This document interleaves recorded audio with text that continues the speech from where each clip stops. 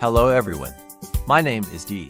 I will introduce you to 2D Graphic Design Adobe Illustrator Tools course.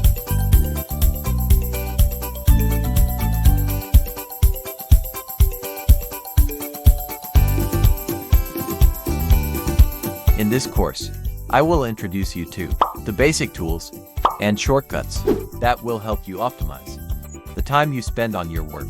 In addition, basic geometric thinking will be supplemented during the exercises. As you can see, how is airbrush used? How are the geometries created? How are they combined to create shapes, such as enlarged letters, shrunk letters, or appropriate font sizes for each design? And then, color is an important factor. In design, I will also guide you briefly on how to mix colors, from contrasting color schemes, or complementary colors and so on. This will help you make your design stand out.